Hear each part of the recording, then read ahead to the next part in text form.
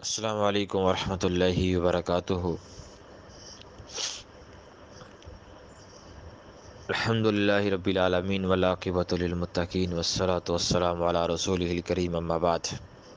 آج ہمارا جو سبق ہے وہ حدیث نمبر 22 ہے، اور ابن ماجہ کی روایت ہے۔ حدیث نمبر آپ کے سامنے ہے، حدیث بھی آپ نے یاد کی ہوگی یقیناً، چھوٹی سی حدیث ہے۔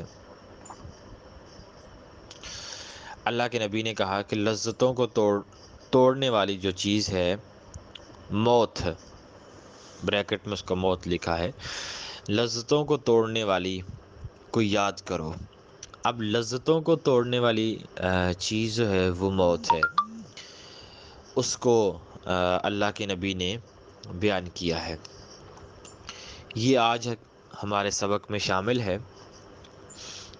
تو موت کیا ہے؟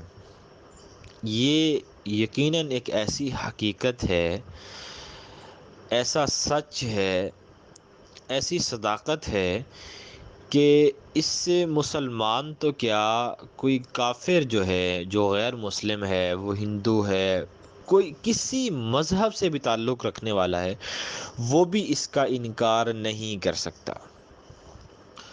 اور جن لوگوں نے موت سے انکار کرنے کی کوشش کی اور موت سے بچنے کے لیے بڑے بڑے بندوبست کیے اور اپنے لیے اپنے آپ کو بہت ٹریٹ کیا، بہت سی چیزیں انہوں نے ڈیولپ کی، لیکن وہ موت سے نہیں بچ سکے۔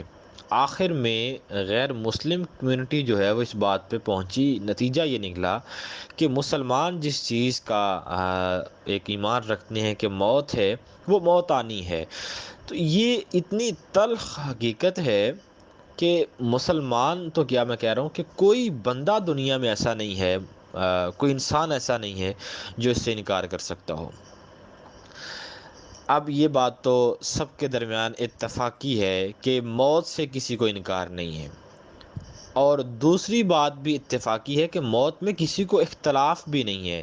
یہ نہیں کوئی کہہ سکتا کہ موت آنی نہیں ہے، کسی نے کہا آنی ہے، اگر آنی ہے تو کیسے، مطلب کیوں آنی ہے، مطلب اختلاف بھی نہیں ہے۔ اس بات پہ بھی اتفاق ہے کہ موت آنی ہی آنی ہے۔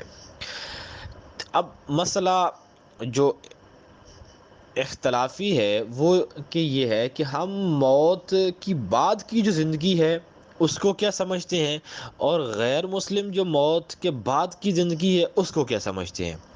ہمارے نزدیک موت کے بعد انسان کی اصل حیات شروع ہو جاتی ہے نا، اس میں اگر نیکی والا سفر ہے یا وہ برائی والا سفر ہے، وہ جنت کا سفر ہے یا وہ جہنم کا سفر ہے، یہ دو راستے اسلام نے متعین کر دیے ہیں۔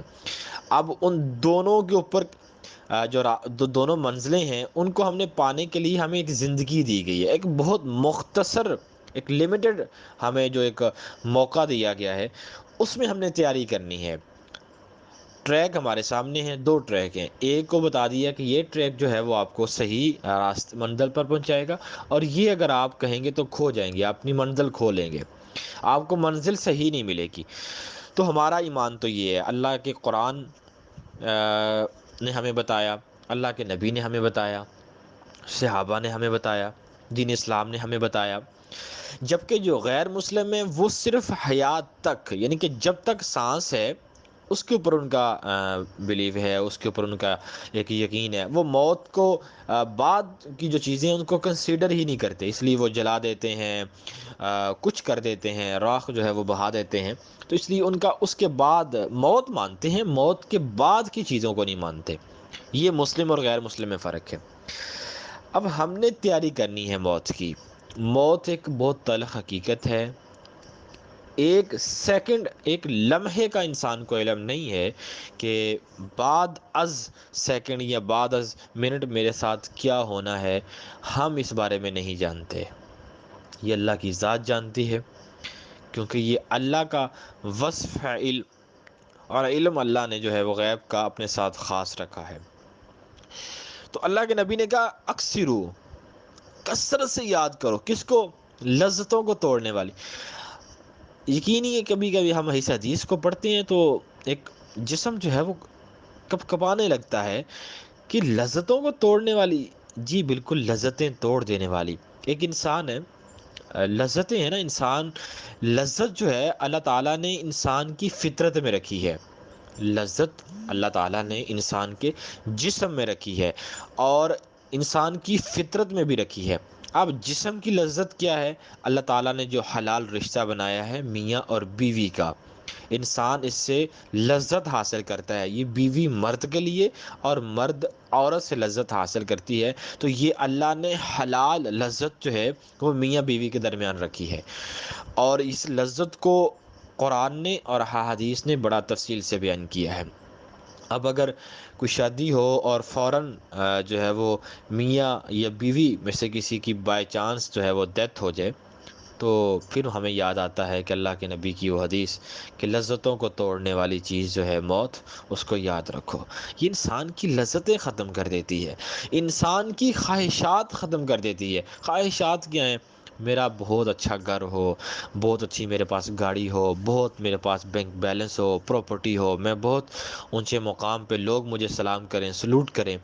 انسان اس منزل کو پانے کے لیے بڑی محنتیں کرتا ہے، زندگی لگا دیتا ہے۔ جب اس منزل کو عین وقت پانے کا وقت ہوتا ہے تو انسان جو ہے وہ اس کی موت واقع ہو جاتی ہے۔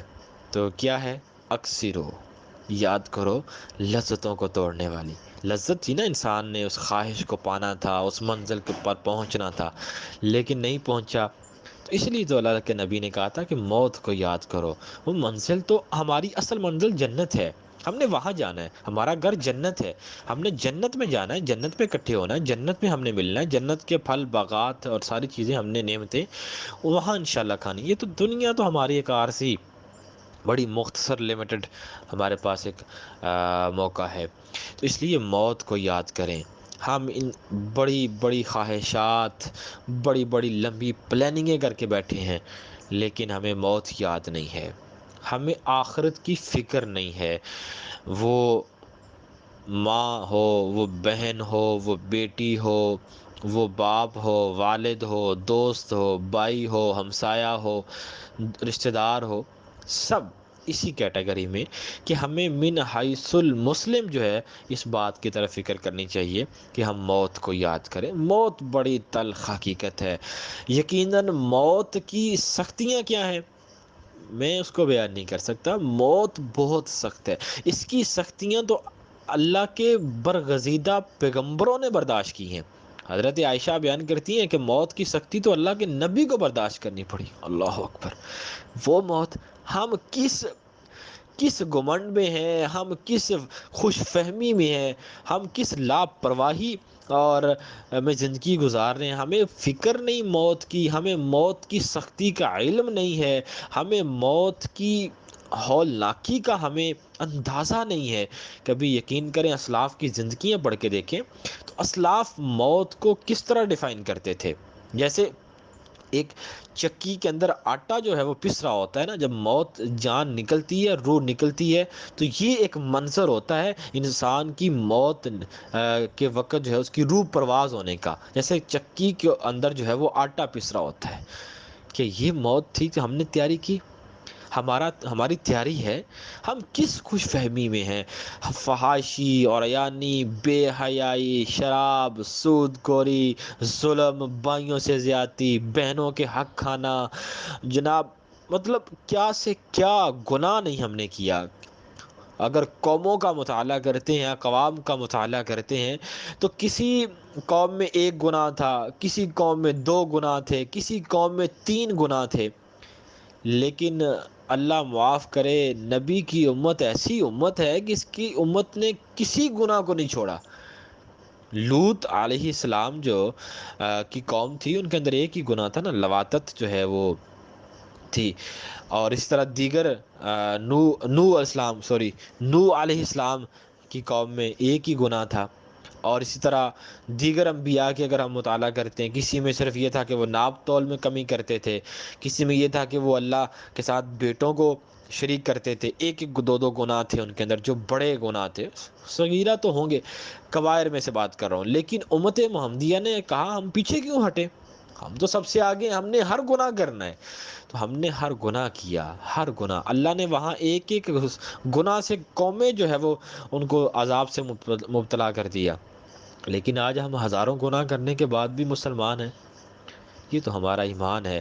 اور وہ کہتے ہیں نا کہ ہمیں مسلمان ایسے ہیں، کام ہمارا کوئی مسلمانی والا نہیں ہے، لیکن ہمیں جنت کی خواہش ہے۔ تو جنت کا حصول بہت مشکل تو نہیں ہے، لیکن اس کے لیے بہت کچھ کرنا پڑتا ہے۔ تو وہ محنت کیا ہے؟ موت کو یاد کریں۔ موت کو یاد کرنے کا مطلب کیا ہے؟ کہ جو جو کام اللہ اس کے رسول نے کرنے کا حکم دیا وہ کریں، اور جن جن کاموں سے اللہ اس کے رسول نے منع کیا اسے رک جائیں۔ تو یہی ہے موت کو یاد رکھنا۔ اللہ ہمیں موت کو یاد رکھنے، اس کی تیاری کرنے کی توفیق عطا فرمائے۔